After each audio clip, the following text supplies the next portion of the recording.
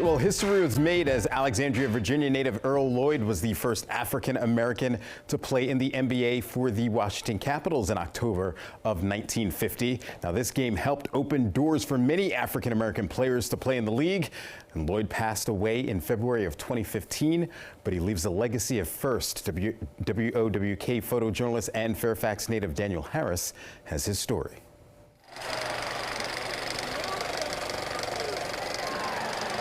He did it all, in the NBA ring, scout, to coach, to player. Elaborate the manner that he comported himself, not just as an athlete or a basketball player, but a true trailblazer, elegant, intelligent, gifted, let the system know that we can do things that they did not think we could do. From his hometown in Alexandria, Virginia, Earl Lloyd's career took him all across the country, where he broke barriers with every step. But before the NBA, his journey started in a small town of Institute. The first time I set foot on this campus, I knew, I said, this is going to be a hell of a fit. Earl quickly established himself as a force on the court. He was a defensive, rebounding, plays hard, runs the floor. He was that kind of player at that time. In 1950, 2 years after a championship season at West Virginia State, Lloyd was one of 3 African Americans to be drafted in the NBA 4 years after the league was established. As a 9th round pick, as a guy that's like, I'm gonna make it, people don't believe in me, I'm gonna integrate the sport, how do I get along with everyone else? There's stuff that happens off the court. One of the things that people don't realize, but Mr. Earl Lloyd played with a team called the Washington Capitals. And that team was a forerunner of the great Boston Celtics teams with Red Auerbach. His dream was met with challenges on and off the court as he navigated a Jim Crow America. When you're the only or the first, you don't get the benefit of blending in. You couldn't stay in the hotel with your teammates. They had to find other arrangements. He was hearing the N-word or getting spit on, and nothing you can do, it fueled him. And he'd take that fuel and take it out on the other team. And my father says that the pain never left. But he forgave but never forgot. Sacrificing his innate basketball talent when they wanted black players, Mr. Earl Lloyd, Mr. Chuck Cooper, Mr. Nat Sweetwater Clifton, to come in and be defensive players, not let their innate overall basketball talent be one that would be seen in white basketball. You know, those guys looked out for each other. Whenever they would go to the other person's city to play a game, they made sure that those guys were taken care of. And Find out what was going on in the city and show up at one of the little speakeasies, the little jazz clubs, restaurant, walk in, and he was a superstar. You know, the only black player in the NBA. After retiring from the league in 1961, Earl continued to break the mold. He became the first black bench coach and scout. And when he finally decided to retire, the work became a labor of love. To this day, if you go to my old neighborhood, we are grown now. I'm good and grown. And you miss Earl Lloyd, man, he got me a scholarship to something, or North Carolina A&T, or Tennessee State, or whatever school it may be. He had ties to a lot of schools. Lloyd passed away in 2015. And in those 10 years, his determination serves as an inspiration to others. I mean, all you can say is make a blanket thing. I love you. I appreciate you being here. And I hope to get back here sometime soon. Thank you very much. In Institute, Daniel Harris, 13 News. All right, Earl Lloyd was inducted into the Naismith Basketball Hall of Fame in 2003. Over in Alexandria, Lloyd has a street dedicated to him in his honor. And in 2021, a statue ceremony was held at Charles Houston Community Center in downtown Alexandria, formerly Parker Gray High School, which he attended.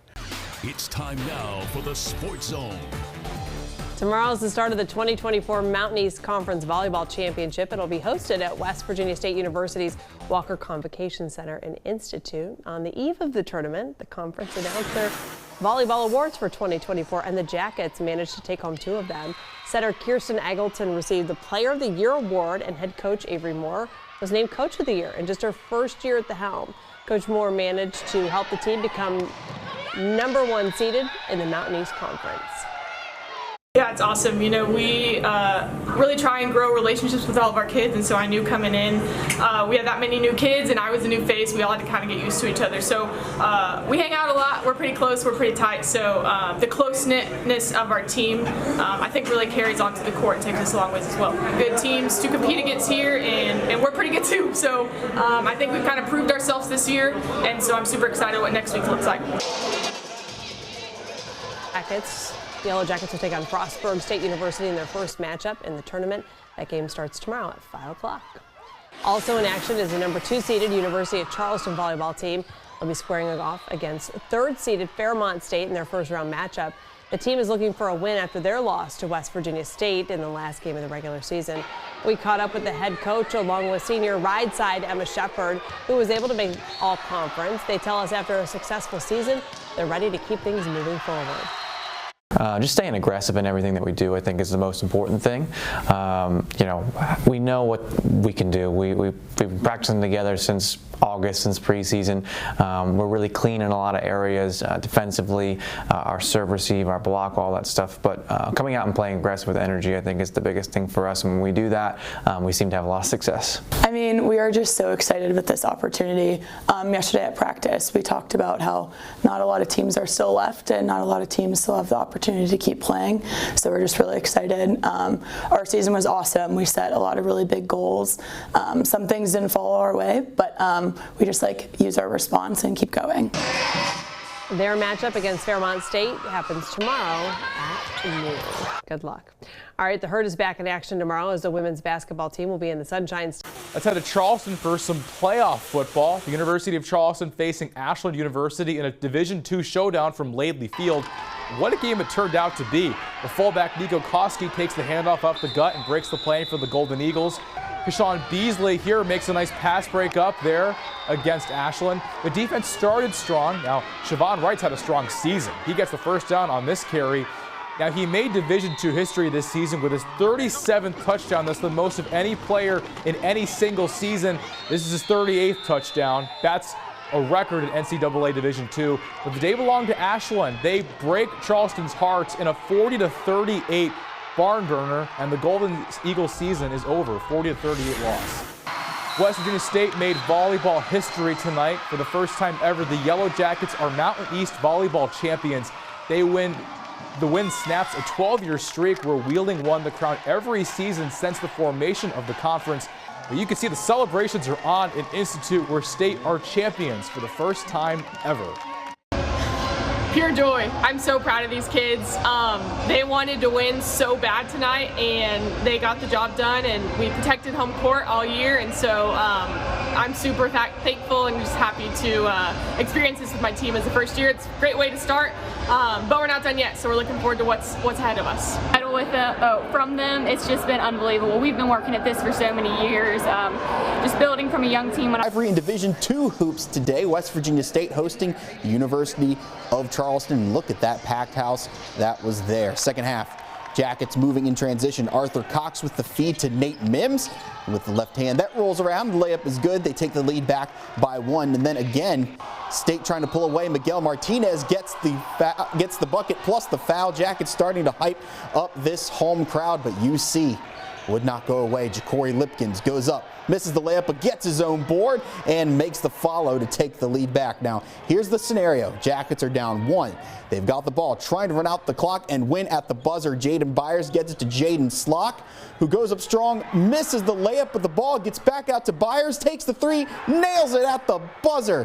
What a win for the Yellow Jackets at the gun that gets them above 500, a 67-65 win over the Golden Eagles. What a game that was. And before that, the women's teams took the floor. There's the homecoming court before the game. You see with it here, Ksenia Mitrick kicks it to Kylie Graham in the corner for 3, and it's good. State needs a timeout. More Eagles. Candela Navarez Garcia finds Sydney Bowles, who goes off glass for 2 more, and then Graham another 3. She was on fire.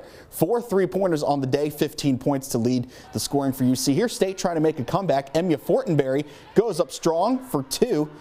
Now we'll go to the second half as Ashley Carreques getting to the rim for the Lady Jackets, trying to claw their way back in it. But the Eagles, they would slam the door. Jemiah Naismith gets inside, gets the layup to go. Another close one in Institute, but this time it's the Lady Golden Eagles of the University of Charleston getting it done, 71-69 over State. To some high school. Some George Washington High School seniors are now one step closer to reaching their dreams. Yesterday was National Signing Day, and at GW, 5 students signed off on the next chapter of their lives.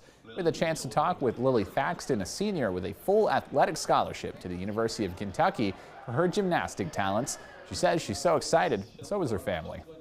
I'm very excited, very happy. Kentucky's a great program. They have a great program. It's close to home. It's in the SEC, so a lot of competition while also still being close to my parents and my friends. In addition to Lily, these other athletes signed yesterday at GW. Hunter Giacomo is headed to Division I St. Francis for football. Benjamin McComas to Davis and Elkins for wrestling. Jaden Payne to West Virginia State for acrobatics and tumbling. And Shelby Tharp is headed to Rio Grande for soccer. Congrats to all. The girls basketball tournament is nearing its conclusion at the Coliseum in Charleston as teams are fighting their way to make it to Saturday into the championship games. It's been very busy in Charleston. Let's head to the Coliseum where we find our 13 News sports anchor Ryan Wilson, who has more on the teams that will be playing one more day. Ryan. Yes, Amanda and Marilee, it is semifinal Friday here at the Charleston Coliseum and Convention Center. Teams continue to punch their ticket to the state championships tomorrow. We now know more than half of the teams that are going to be in that mix, and that includes the top seed in Class 4A, as we found out earlier today. Let's get a quick recap as the Spring Valley Lady Wolves were simply on a mission earlier this afternoon. They had their 3rd meeting of the season against the Red Dragons of St. Albans, and this meeting went just like the others. Spring Valley wins it over the Red Dragons 83-49. They advanced to the state championship game for the first time ever. And there was other action this morning as well. We now have a title game set in Class AAA. It'll be 2 teams from our region and the top 2 seeds in Class AAA. The Wayne Pioneers, who defeated Greenbrier East this morning, and the Nitro Wildcats took care of business against Grafton 65-55 this afternoon. Sets up a title game between the two on Saturday afternoon. That game is scheduled to tip off around 12:30 p.m. And the rest of the girls basketball state championships will be set tonight. A lot more action just behind me. Warm-ups for the Class Single A semifinals. The Gilmer County Titans taking on Cameron. Then at 7:15, the Class 4A, GW taking on Morgantown, and then Tug Valley will take on Greenbrier West. That's all coming up tonight. West Virginia High School boys basketball state tournament is underway in the Coliseum as more teams look to avoid elimination throughout the week. That is certainly the goal. Let's head over to the Coliseum where 13 News sports anchor Ryan Wilson is back for another week of action. It's just the beginning, Ryan, and it's so much fun. Yeah, Amanda and Marilee, it was so fun last week here at the Coliseum. We decided, let's do it again. Another week of basketball, this time the high school boys basketball state tournament in West Virginia kicking off today. 32 teams walking into this floor with hopes of winning a state championship. And after the early session today, unfortunately, 3 teams have already seen their seasons come to an end. So let's take a quick look back at the action from earlier this morning. It was a big game in Class AAA, actually, at 11:15. The 4-seed Fairmont Senior Polar Bears battling the 5-seeded Chapmanville Tigers. Tigers, two teams familiar with state championship appearances. After a long, hard-fought battle, it would be Fairmont Senior barely escaping a 47-46 win. The Tigers got a shot up with only seconds remaining. It was slightly off. Fight for the loose ball. The Tigers would run out of time. Fairmont Senior advances to the Class AAA semifinals, while Chapmanville finishes the season with a record of 15-8. It was an emotional scene after the game, and Chapmanville's coach Brad Napier says they gave it all they had. Anytime you go up against Fairmont and Coach Retton, they're going to battle. They've played in the state championship game, seems like every year for forever. So those guys know how to win. I thought we fought hard. It just wasn't our night. In other action from early sessions this morning, Westside Renegades are off to the Class AA semifinals. They took down the Doddridge County Bulldogs in a runaway 83-53. They're on to the semifinals. Westside will face Wheeling Central, who dominated Ritchie County today for the final of 80-27. Those two teams will tip it up on Thursday here at 11:15 a.m. with a trip to the state title game on the line. And of course, a lot more teams tonight making their tournament debuts. We're about a half hour from tip-off as the 1 seed in Class AA Williamstown is taking on Buffalo. Then at 7:15, Class AAA's top seed Bridgeport is taking on Elkins. Then to cap off the night, the 4-5 game in Class AA Logan battling Wyoming East. It should be a great night of action. Reporting in Charleston, Ryan Wilson for 13 News. A long marathon ahead. Ryan, thank you so much, and good luck to all of the team. Demolition is officially underway at East Bank Middle School's Calvert Field. Check this out.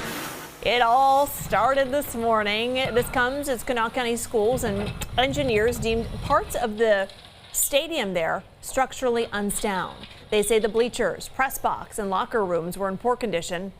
Originally, this meant no football games on site, only practice. However, after the community spoke up, that's been changed. Temporary bleachers and portables for locker rooms will be brought onto the field in the coming weeks, I should say, so the Friday night lights can come on. It's sad because of all the memories that have been made here, but it's exciting because our community really stepped up to support the plan to make something better and bigger happen for our kids and our community. So I'm really excited for what's to come. East Bank's first home game will be in September.